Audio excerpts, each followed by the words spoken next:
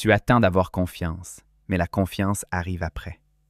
Tu connais peut-être très bien cette scène. Tu as une idée, une envie, un projet, une décision à prendre, quelque chose à commencer ou quelque chose à dire.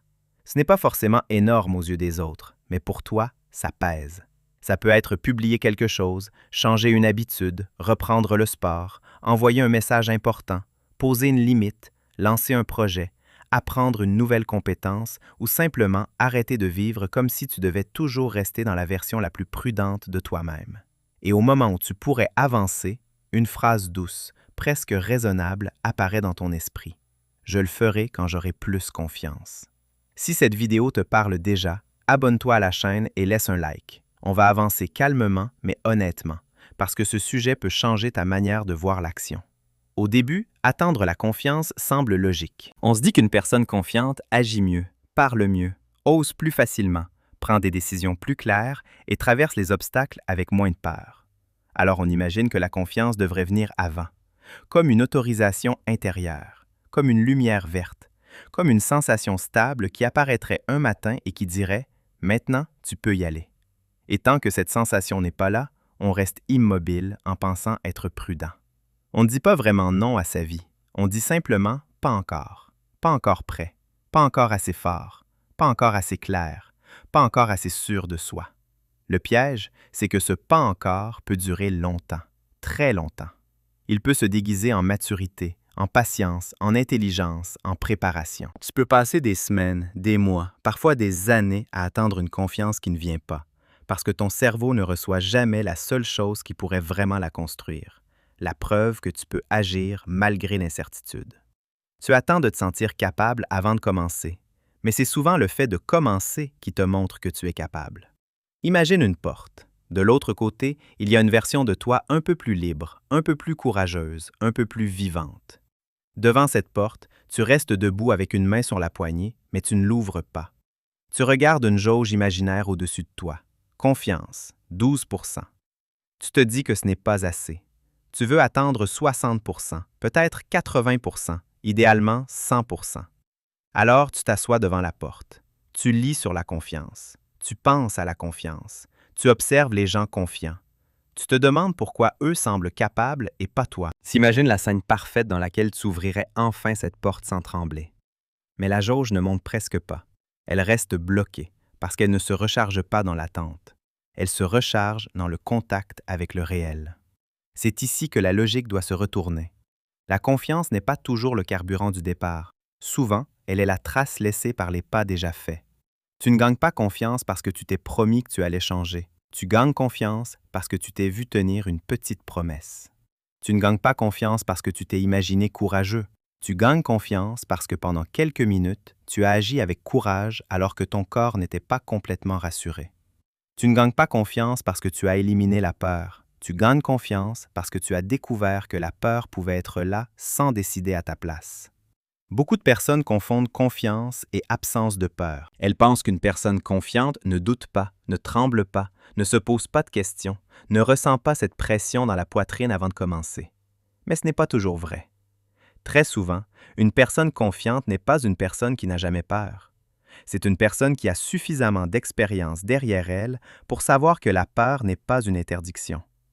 Elle la reconnaît, elle l'écoute parfois, mais elle ne lui confie pas automatiquement le volant. Le problème, c'est que lorsque tu attends de ne plus avoir peur pour agir, tu apprends à ton cerveau que la peur est un feu rouge. Chaque fois que tu recules parce que tu n'es pas sûr de toi, ton cerveau comprend. D'accord, cette sensation signifie danger. Quand elle revient, il faut éviter. Et plus tu évites, plus la peur prend de l'autorité. Elle devient une preuve. Tu te dis, si j'ai aussi peur, c'est sûrement que je ne suis pas prêt. Alors qu'en réalité, la peur indique parfois seulement que tu es proche d'un endroit où ton identité pourrait s'élargir. Il y a une différence immense entre être en danger et être en croissance. Le corps, lui, ne fait pas toujours bien la nuance. Il peut réagir à un message à envoyer comme si tu allais perdre ta place dans le groupe. Il peut réagir à une vidéo à publier comme si tu allais être jugé par tout le monde pour toujours. Il peut réagir à une limite à poser comme si l'amour allait disparaître immédiatement. Il peut réagir à un nouveau projet comme si l'échec allait prouver quelque chose de définitif sur ta valeur. Et si tu attends que ton corps soit parfaitement calme avant de bouger, tu risques d'attendre une paix qui n'arrive qu'après le passage. La confiance, dans ce sens, ressemble moins à une émotion magique qu'à une mémoire du corps, du cœur et de l'esprit. Ton système intérieur se souvient que tu as déjà commencé sans être prêt. Il se souvient que tu as déjà survécu à un regard, à une réponse, à une erreur, à une première tentative maladroite. Il se souvient que tu as déjà été capable de revenir, de corriger, de recommencer, de continuer. Et à force de souvenirs concrets, il commence à te croire. Pas parce que tu lui as fait un discours motivant, mais parce que tu lui as donné des preuves. C'est pour cela que les grandes déclarations ne suffisent pas. Tu peux te répéter tous les matins que tu es confiant, puissant, discipliné, capable. Parfois, ça aide un peu. Mais si tes journées continuent à raconter l'histoire inverse, ton cerveau finira par croire tes gestes plus que tes phrases. Si tu te dis « je peux le faire », mais que tu repousses à chaque fois le premier pas, ton système intérieur entend surtout « quand ça compte, je m'échappe ». Si tu te dis « je mérite mieux », mais que tu acceptes encore ce qui t'éteint, ton corps apprend que tes mots ne te protègent pas. Si tu te dis « je vais changer », mais que tu ne modifies aucun geste concret, ton identité reste attachée à l'ancienne preuve. La confiance se construit quand tes actes deviennent crédibles à tes propres yeux. Et cette crédibilité ne demande pas forcément des exploits. Elle demande de la cohérence. Une cohérence minuscule, mais répétée. Tu n'as pas besoin de commencer par une action spectaculaire. Tu peux commencer par une preuve si petite qu'elle ne flatte même pas ton ego.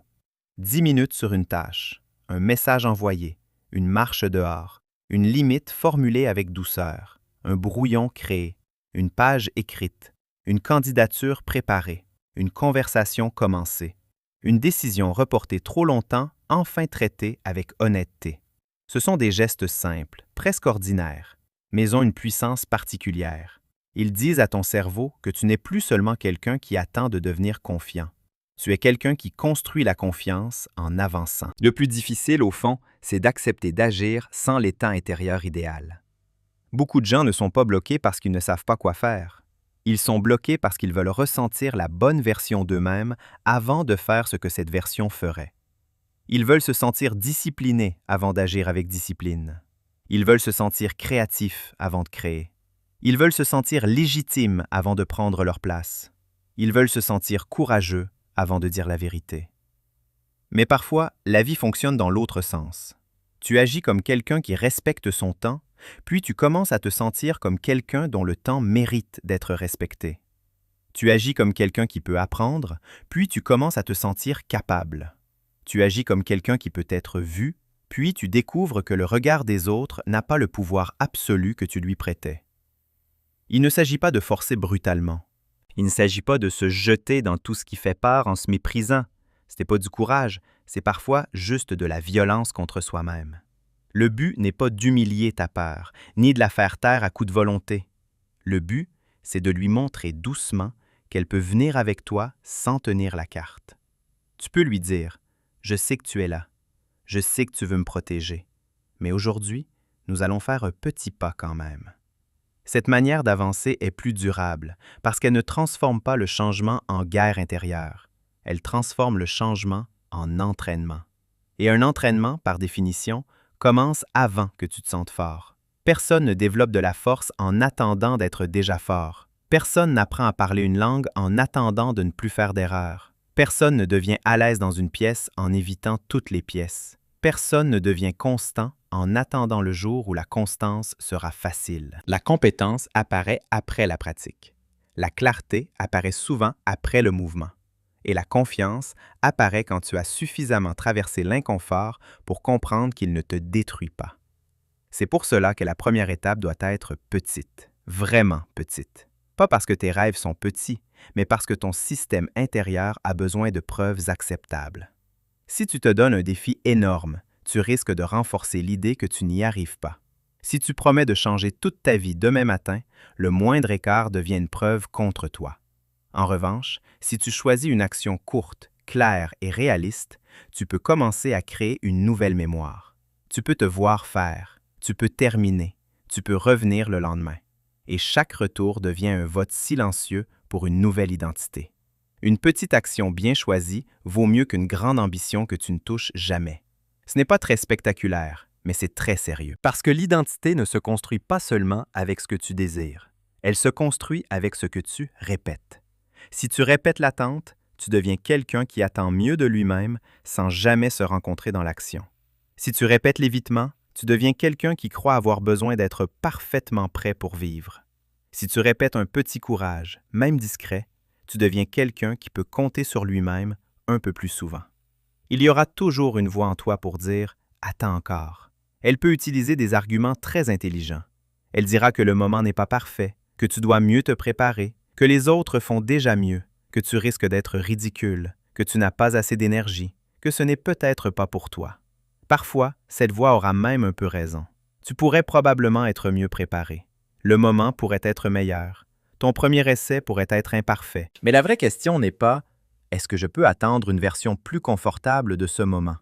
La vraie question est « Est-ce que cette attente me construit ou est-ce qu'elle m'éloigne de ma vie? » Parce que certaines attentes nous protègent, oui, mais d'autres nous endorment. Elles nous donnent l'impression de respecter notre rythme, alors qu'en réalité, elles respectent surtout notre peur. Elles transforment la prudence en prison douce. Elles nous permettent de garder intacte l'image de notre potentiel parce que tant que nous n'essayons pas vraiment, nous n'avons pas à rencontrer nos limites réelles. Et c'est parfois cela qui fait le plus peur. Non pas échouer, mais perdre l'illusion confortable d'un moi futur qui réussira tout quand il commencera enfin. Agir, même petitement, rend les choses plus vraies. Et le vrai est parfois moins agréable que l'imaginaire. Quand tu agis, tu découvres ce qui est encore fragile. Tu vois que tu te déconcentres vite, que tu as besoin d'aide, que ton organisation doit être simplifiée, que ton niveau actuel n'est pas celui que tu imaginais. Mais cette vérité-là est utile. Elle te donne une matière. Tu ne peux pas améliorer une version fantasmée de toi-même. Tu peux seulement travailler avec la version réelle, celle qui commence, qui hésite, qui ajuste, qui apprend. Et justement, cette version réelle mérite ton respect. Pas parce qu'elle est parfaite, mais parce qu'elle est vivante. La personne qui agit maladroitement est souvent plus proche de la transformation que la personne qui attend élégamment. Celle qui fait une petite tentative imparfaite reçoit des informations. Elle apprend, elle ajuste, elle gagne une preuve. Celle qui attend peut avoir l'air plus propre, plus préparée, plus intelligente, mais elle reste dans un monde sans retour concret. Elle protège son image, mais elle ne construit pas sa confiance. Alors aujourd'hui, au lieu de te demander si tu es assez confiant, pose-toi une question plus utile. Quelle petite preuve puis-je me donner? Pas pour impressionner les autres, pas pour changer toute ma vie en une journée, pas pour devenir soudainement quelqu'un d'invincible. Juste une preuve. Une preuve que tu peux commencer sans être prêt.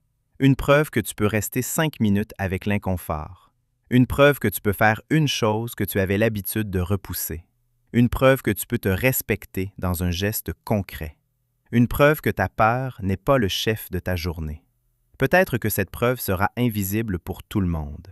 Personne ne verra que tu as fermé l'application au lieu de te perdre dedans.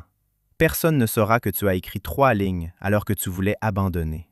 Personne n'applaudira parce que tu as dit « pas maintenant » au lieu de dire « oui » automatiquement. Personne ne fera une grande cérémonie parce que tu as commencé une tâche pendant 10 minutes. Mais ton cerveau, lui, verra.